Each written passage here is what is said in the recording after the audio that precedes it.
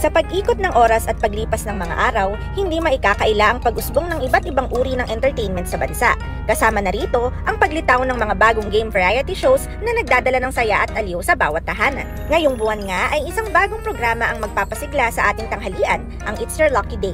Ito ay inihahandog ng ABS-CBN at pansamantalang papalit sa It's Showtime sa pangunguna nila Luis Manzano, kasama sina Robby Domingo, Jenica Garcia at Melay Contiveros. Tiyak na mabubusog sa tuwa at saya ang mga manonood sa bawat episode ng It's Your Lucky Day. Ang pagpapalit ng show ay bahagi rin ng 12-day suspension ng It's Showtime na ipinataw sa kanila ng MTRCB.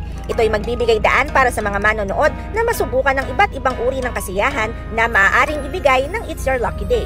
Sa pag-usbong ng bagong noontime variety show na It's Your Lucky Day, muling binubuksan ng pinto ng kompetisyon sa pagitan ng mga kilalang noontime show sa bansa tulad ng Eat Bulaga at EAT sa mahabang panahon na naging parte na ng kulturang Pilipino ang pagtutunggali ng mga noontime shows na gaya nito. Ngunit sa pagdating ng It's Your Lucky Day, may posibilidad bang muling mabago ang landas ng kompetisyon?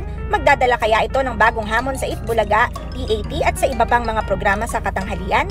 Sa pagpapakilala ng bagong konsepto, format at mga hosts, maaaring maging daan ito para sa pag-usbong ng bagong yugto ng rivalry sa pagitan ng mga noontime shows. Sa kabila ng matagumpay na paglunsad ng EAT na pinangungunahan ni Tito Vic and Joey, ay ang mabilis na pag-akyat nito sa ratings. Ang pagdating ng It's Your Lucky Day ay maaari ding maghatid ng bagong kulay at energy sa stage ng noontime variety show sa bansa. Kasama rin sa mga hosts ng show sina Andrea Brillantes na tiyak magdadala ng kakaibang sigla sa bawat episode. Sa kabila ng pagkakaroon ng iba't ibang hosts, inaasahan pa rin ang magandang ugnayan at chemistry sa pagitan nila habang sila'y nagdadala ng tuwa sa bawat tahanan. Sa kabila ng pagsubok na ating hinaharap, ang showbiz industry ay patuloy na nagbibigay saya at inspirasyon sa bawat isa sa atin.